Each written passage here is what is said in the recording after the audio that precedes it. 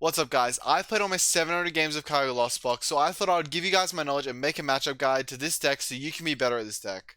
This is mostly information specific to Kyogre Lost Box, but some of it can certainly be applicable to Rayquaza or other Lost Box variants if that's the deck you're planning on playing in the near future. So don't forget to sub down below and enjoy the video, guys.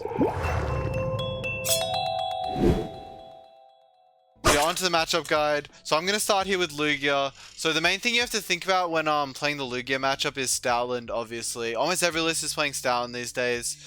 Also, they have Manaphy, so you can't Kyogre in the late game, but yeah. Starting with this, in the Lugia matchup, what you really have to be thinking about is how you're keeping ahead in the prize race.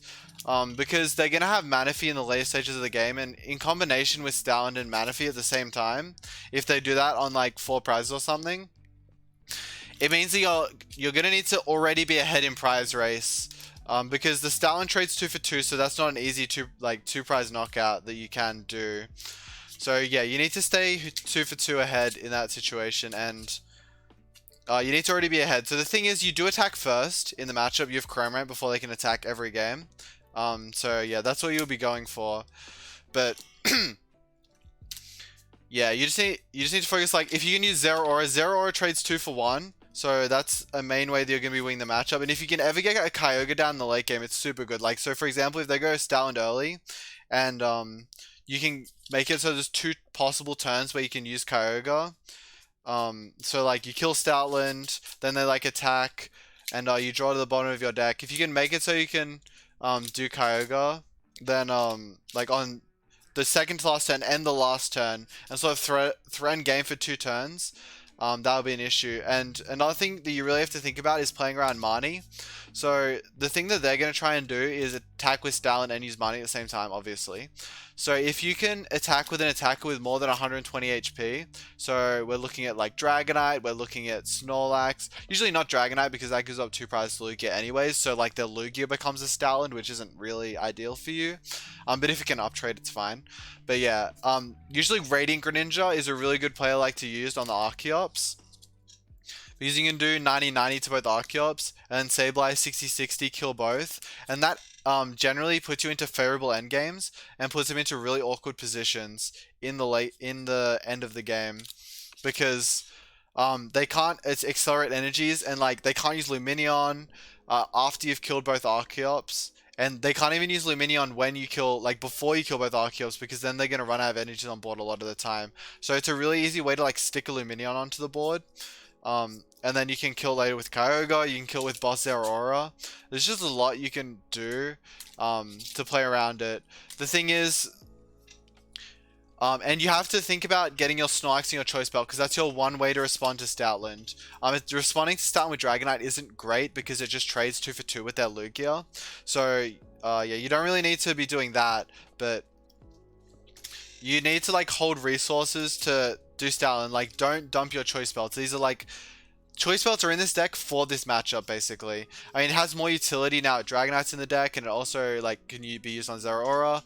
But, yeah, you need to hold your Choice Belts to use them on both the Snorlax and the Zeraora. Just keep those both in mind. You'll be fine in the matchup. And, yeah, attack first with Cram. And you can Sableye when you see fit. If you see, like, a good play where you can kill Manaphy. Obviously, if you're killing double Archeops. And don't be afraid to Cramorant to just hit into a Oranguru or what other Pokemon? You know, killing Yveltal is perfect. Killing a Pumpkaboo, Dunsparce, any of that is perfect. And also, you have to think about their bench space, right?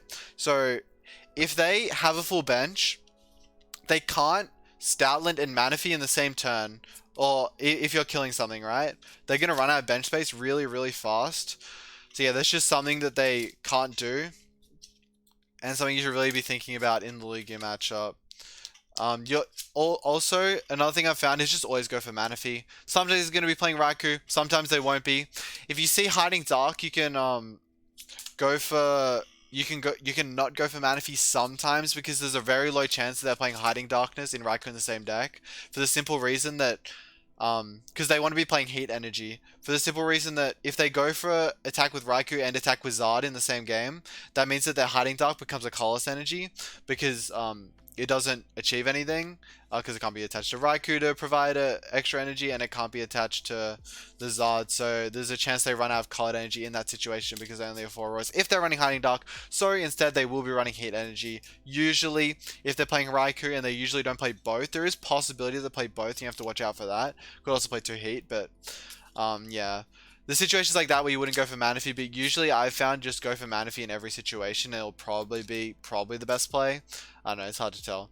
But yeah, that'll be it. That's all I have for the Lugia matchup. Onto the Lost Box matchup. Now onto the Lost Box matchup. There's 3 main variants of Lost Box right now. This is the Lost Box Mirror. So there's 3 main variants. There's with Ray, there's with Kyogre, and there's with Sablezard. All these matchups, in my opinion, Ogre is favored against, because for the simple reason that you're a more streamlined deck. You have Greninja, you have like Sableye. You don't have a ton of switch cards, but you have a lot of energies to retreat with. You have a lot of capture energies, just a lot of utility from these cards. So yeah, the thing I've found as of recently, and you don't have to take this advice, because I mean, it's just what I've been doing, and I don't know 100% that it's right, but it's felt right to me, is I've not been going for turn 1 retreats into Greninja, just going for as many comfies as possible, because if I'm the first to Sableye, I feel pretty confident that I can make up the prize lead, because the person who takes the first prize is obviously going to be favored, but the person who Sableye first, it feels like almost is just as favored, because so the way you want to spread your damage with Sableye in this matchup, and I'm giving you a lot of info here, but you want to go 70 to Manaphy and 20 to both Comfies, or 20 to all the Pokemon that have 70 HP. If they don't have 2 Pokemon that have 7 HP, you can also put the damage on Cramorant to put in Greninja range, but you want to put the damage on the Comfies, because it means that if they bench Manaphy, then you can kill Comfy Manaphy, and if they don't bench Manaphy, then what you can do, then they can't attack with Sableye, or it's really hard for them to, or they have to heal both Comfies, in which case the damage doesn't matter, obviously, because they could heal anything. So, yeah, if they heal one Comfy and try and go for like an attack with Cram, which is something they can do, and then they'll avoid you taking 2 prizes, that means they're not attacking with Sableye, which is the big threat in the matchup. So that means you get an extra turn of Sableye, in which you can like kill that Comfy, put spread damage around, so that you can knock out a Pokemon again, or you can just use Greninja to put damage on the board. There's a lot of plays you can make at that point to put yourself in a good position once they go for a thin board play, where they wipe all their Pokemon with a lot of HP and then just attack with Cramorant or Greninja or something. In this matchup, you need to get Manaphy down, you need to recover Manaphy, so rods are super important to keep around. They don't play you need to work out if they're playing Roxanne or not. Like a Sablezard would play a Roxanne, but a Greninja-based version usually wouldn't. So you have to be aware of that, and know that you can like sort of loss zone your draw cards every once in a while, or even like your nets, your cards, because draw isn't really, I mean, while it is the focus of this matchup, really the nets and the switch cards, being the heal cards, are the most important part of this matchup. So yeah. And the thing, and Snorlax as well, I've found placebo card in the mirror, except if they go for their own Snorlax, you need a way to kill it, and Snorlax is usually the best out to doing that. The Dragonite can also be good in this matchup if it's your last Pokemon against exactly the Kyogre mirror, because they have nowhere to kill it, except their own Dragonite. So if they, I mean, you also have to know they're not playing Dragonite. Using Dragonite is optimistic, I'll be honest. Probably don't use Dragonite, but it is an option you have, and there will be scenarios where you have to use it and hope your opponent doesn't have the answer. Maybe in the early game against Sablezard, but it does damage to your bench. You're not going to be able to wipe out your whole bench that early. But yeah, that's it for the Lost Box Mirror. Onto the Mew matchup. Right, now onto the Mew matchup. So there's 2 main Mew versions to think about. There's the Fusion Mew and there's the Path Judge Mew.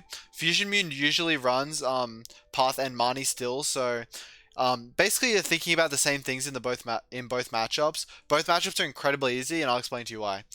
So all you have to do in this matchup is knock out 1 Genesect and set up obviously 2 Genesect to be knocked out by Kyogre. Or the Mew as well is fine. So hitting a Mew with Cramorant in the early game is good as well. There's a lot of things you can do. But yeah, basically just keep your Sableyes around. The issue in this matchup is Lost City. So you need to have exactly enough Pokemon and know and be confident that you have enough Pokemon to take the knockout on Genesect into like double Genesect. So yeah, just hold your Cram and your Sableye. If you play boss as well, this list is not playing boss. You can use that with Cramorant. Otherwise, you have sort of Greninja and the two Sableyes to get knockouts. Sableye to Sableye always takes a knockout because they'll usually only be able to switch card once. They don't have that many switch cards in their deck that they can confidently, do double switch card in one turn. It's really hard for them. So it shouldn't really be. And then at the end of the game, you just sort of have to set up for Kyogre. And I haven't really explained setting up for Kyogre, but basically all you need is a Recycler, a Rod, one energy, and you need to have not lost zone too many energies. A massive issue I had when I started playing this deck was I was lost zoning way too many energies. And then that meant at the end of the game that I wouldn't have enough energies between my discard and my deck to do the Kyogre. So yeah, you need to hold on to your basic energies. Even lost zoning like capture over energies is pretty crucial, and like thinking about this as early as possible, like into the game will definitely help you. But yeah, you need to just be aware of your energies. Just make sure you have 7 between discard and deck, and that means that you can wipe 2 Genesects. Also, with your excess Sableye damage, put one on both Genesects, so if they bench or Okori, then you can kill both. With just 4 on Kyogre, because that makes it easy. It makes it way easier. But yeah, that's I think all I have to. And yeah, against Path Judge Marnie Mew, just I don't know. It's still pretty easy, but obviously they have more. Just I mean, there isn't really much to say. Just try and draw out of the simply draw out of the judges. Keep your comfies in play. Like try and get 3 comfies down sometimes. Will help you. Just really focus on getting as many comfies into play as you can, and that'll do God's work for you. So yeah, that's the Mew matchup. Now on to the Reggie matchup. This matchup is super complicated, and I have a lot of issues with it a lot of the time. There are so many strategies you can do in this matchup, and I'll try and run down a few of them. So always want to Cramorant attack on turn 1 because you can Sableye and end up knocking stuff out later. So yeah, I found that the Dragonite isn't great in this matchup, but that's just my personal experience. Anyways, I digress. So yeah, you want to attack with Cram, and then you want to attack with Sableye. The Snorlax always gives you a prize, but you should do it on a full HP Pokemon. If they're playing bad Lecky, the bad Lecky that has 130 HP, that's way scarier than the usual Lecky. Always get Manaphy down just to play around the Leckys, but yeah. Yeah, you just need to be able to do damage to all their things. There's a strat you can do where you go 40, 40, 40. Okay, so basically what's going to happen in this matchup is you can go behind 1 prize, but you can't go behind 2. If you go behind 2, you have to double Kyogre, and I would never recommend that to anyone new. It is incredibly difficult. I put it off very few times, and especially against a deck that plays Path and Marnie like Regis. But you want to only go behind 1 prize, so you can Cramorant on turn 1, get your Cramorant KO'd. And then like swing back. You need to do something on the second turn of the game. So you need to either go for a Snorlax, a Greninja, or a Sableye.